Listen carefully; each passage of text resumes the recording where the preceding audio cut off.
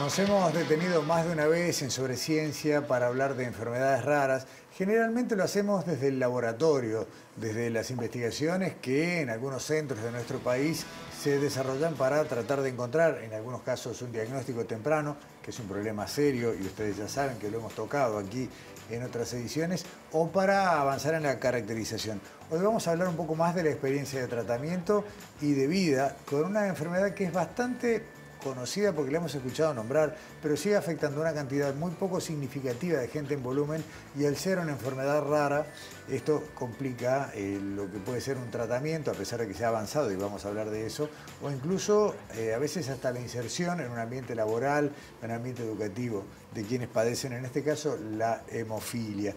Le agradecemos muchísimo a la doctora Beatriz Bogia, jefa del Servicio de Medicina Transfusional del Centro Hospitalario Pereira Rosell, y a Sabrina Ribeiro, directora de la Fundación Douglas Piquinela, que agrupa familiares y personas que sufren la hemofilia. Gracias por acompañarnos. A ti por la invitación. Sí, gracias por tenernos. La hemofilia como enfermedad, ¿cómo se pueden definir sus síntomas? ¿Qué le pasa a una persona que padece hemofilia, doctora? Sangra, es una enfermedad hemorrágica, como decimos siempre, ¿no? La hemofilia es en esa clasificación de hemorrágica, es hereditaria y es congénita, o sea que la persona nace con la hemofilia y va a vivir toda su vida con hemofilia. ¿Cómo se descubre la primera vez? ¿Cuál es el primer síntoma de que una persona, puede ser portador de esta enfermedad y a partir de ahí lo que sería el diagnóstico? Bueno, ¿cuál es la primera señal? Y generalmente lo que ocurre en la hemofilia se manifiesta con todos sus síntomas en los hombres, en los varones.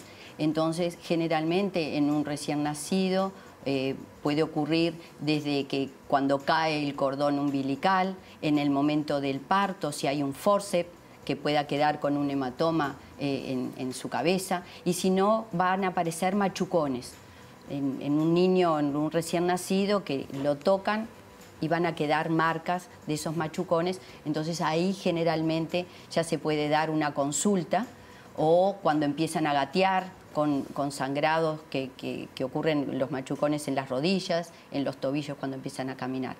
Lo que es también algo importante a destacar, que muchas veces ahora también ocurre, es que esos papás a veces son acusados de maltrato, porque es tan bajo, como tú decías, es una enfermedad rara.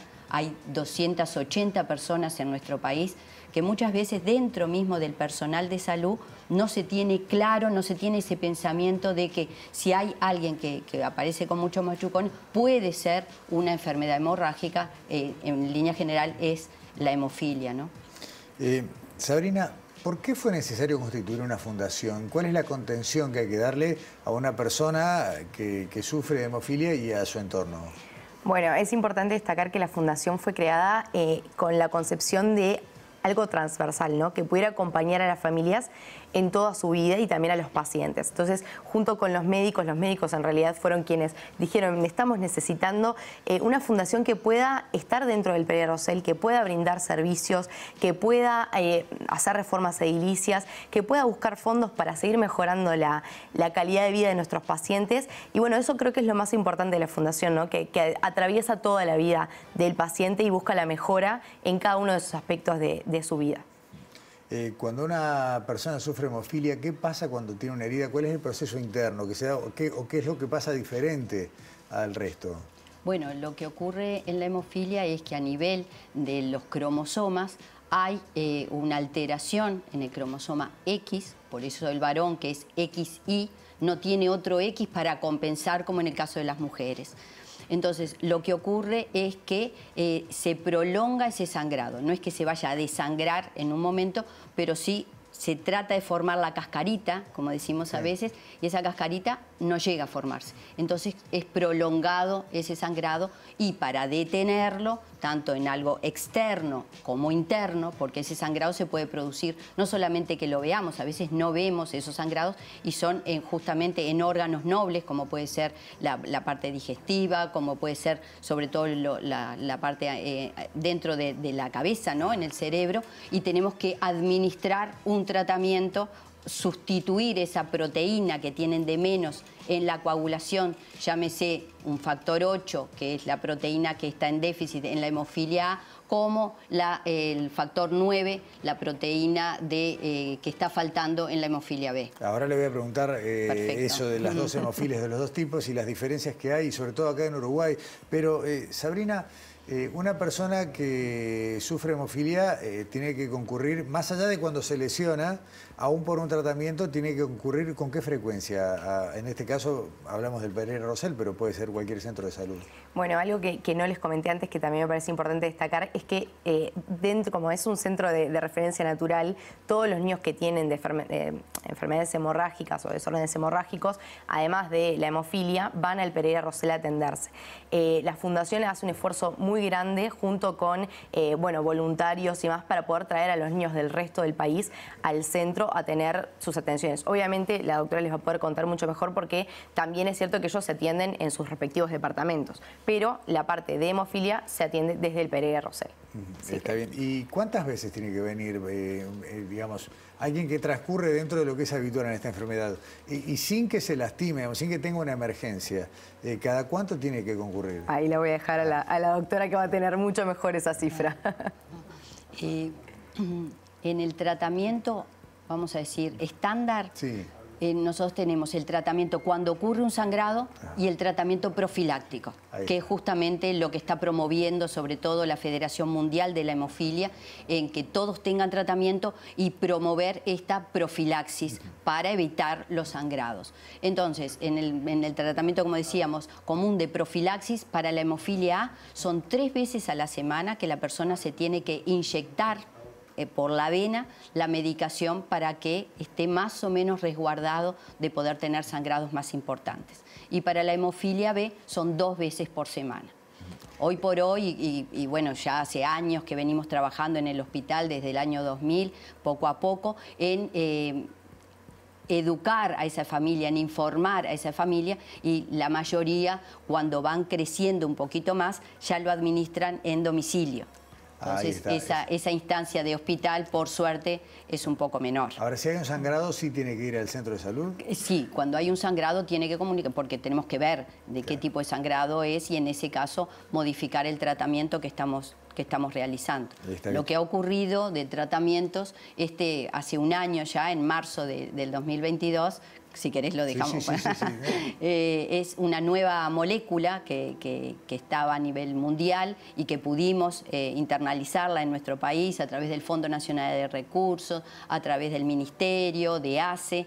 Fue un trabajo en conjunto con la Asociación de Hemofilia, con la Fundación, donde pasaron de recibir el factor o esa proteína que faltaba dentro de la vena con esos pinchazos, con lo dificultoso y agresivo que es ese tratamiento, a recibir cada 28 días esa medicación subcutánea, lo cual ha cambiado enormemente. O sea, pasamos de 3 veces por semana a 1 vez cada 28 días. Ahí, y te voy a pedir brevemente, Sabrina, que nos recuerdes la anécdota, porque no era tan fácil conseguir la autorización y hubo que llegar a sensibilizar al presidente para que bajara la orden. Sí, la realidad es que Uruguay, tiene un proceso que en realidad es necesario también, hay que decir la realidad, es necesario que haya un proceso para la incorporación de nuevas medicinas. Lo que se estaba pasando es que hacía 4 años ya, si no me equivoco, que estaba el medicamento en vías de, pero no se terminaba ejecutando.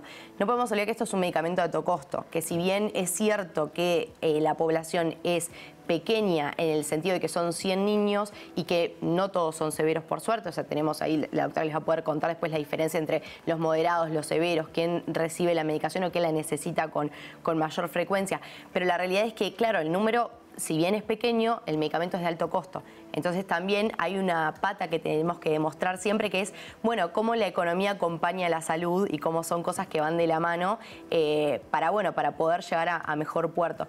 Y ahí tuvimos la carta de Jeremías, que fue muy importante, la verdad que sí, para difundir un poco, porque también, como decías, el número de personas en Uruguay es bajo y eso hace que muchas personas no conozcan sobre la enfermedad, incluso algunos también, como decía la doctora, médicos, ¿no?, que llegan a un consultorio de niño con hemofilia y no saben quizá cómo tratarlo o qué puede ser lo que le está pasando.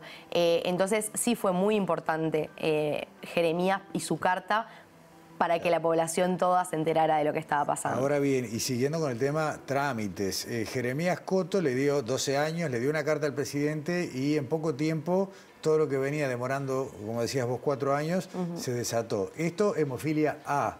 La hemofilia B tiene ahora un medicamento similar que le permitiría mejorar la calidad de vida y acá no hay carta que valga y hasta el propio Ministerio de Salud Pública les rechazó un pedido para que esto ingrese al país. Sí, en realidad cuando empezamos con la hemofilia A se trató de ir las dos medicaciones a la par. Lo que pasa es que como son medicaciones distintas, porque lo que falta de factor en sangre es distinto, son laboratorios distintos también. Entonces obviamente que las autorizaciones son diferentes y en el caso de la hemofilia A el laboratorio ya estaba ingresándolo, ya lo estaba registrando.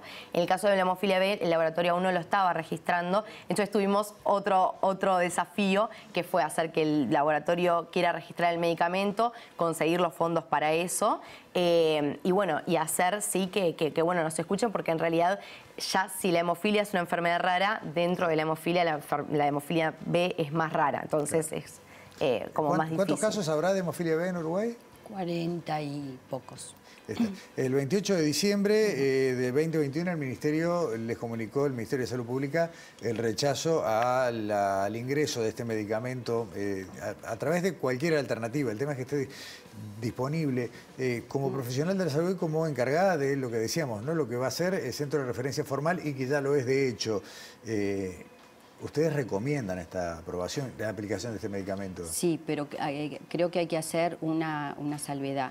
Es que el medicamento que estamos pidiendo hoy, que se incorpore, que ya está hablado con las autoridades y ellos lo tienen presente y saben que lo van a internalizar, hay que ver temas industria, costos y algunas cosas más, no es lo mismo que esta medicación que se está dando para hemofilia A. No hay en el mundo aún una medicación, una molécula que permita que sea subcutánea cada 28 días o cada 15 días o lo que fuere. No es lo mismo. Lo que estamos hablando acá es de un factor de la coagulación, como el que decíamos antes de ese tratamiento profiláctico, que sí hay que darlo en la vena y que tienen vida media prolongada, se llama. Entonces, en vez de tenerlo que dar a los niños 2 veces por semana, pasan a recibirlo cada 7 días o cada 10 días, según cada metabolismo de cada organismo propio, pero sin duda que se baja muchísimo. Claro, la mitad o un tercio. Exactamente. Las aplicaciones que son inyecciones, todos sabemos lo que esto implica, y que son de por vida, no lo dijimos. Hoy no hay cura para la hemofilia. Hoy no hay cura. O sea que esto les garantiza una calidad de vida mejor a las personas que lo padecen, a sus familias y demás. Para redondear, en el último instante que nos queda, ¿alguna señal de que quienes padecen hemofilia B puedan tener esta autorización que están esperando? ¿Qué es lo último que tienen de las autoridades? Sí, sabemos que sí, se ha trabajado con la Fundación, con la Asociación de Hemofilia, con el Fondo Nacional de Recursos, que hoy por hoy es el que provee a las instituciones privadas de esto, y estamos todos interesados, mismo se ha hablado con la industria en distintos momentos, con distintos laboratorios, y bueno, estamos en carrera y sabemos que lo vamos a lograr. Sí, la verdad que, perdón que te moleste, sí, es algo a destacar, ¿no? Que creo que es algo bueno de nuestro país que se nos escuche también a los pacientes, a las familias, a los médicos, para actualizar los medicamentos, ir cada vez más hacia una vida que sea más compatible con la realidad de las otras vidas, ¿no? De que un niño no tenga que estar pinchándose todo el tiempo, que pueda disfrutar de su niñez, que pueda ir a la escuela, que pueda... Cosas que hoy en el caso de la hemofilia B a veces son difíciles todavía. Está bien, pero cada día de demora es un pinchazo más. Sí, sin duda. Por cada uno de estos pacientes. Doctora Beatriz Bogia, Sabrina Ribeiro, muchas gracias por acompañarnos en Sobre Ciencia y ojalá que la próxima vez que hablemos sea con estas noticias ya en un estado mejor y, ¿por qué no?, con otras novedades que valgan algo para mejorar la calidad de vida de quienes padecen. Sí. Excelente. Muchísimas gracias. A ustedes, hasta pronto. Nueva pausa en Sobre Ciencia, ya continuamos.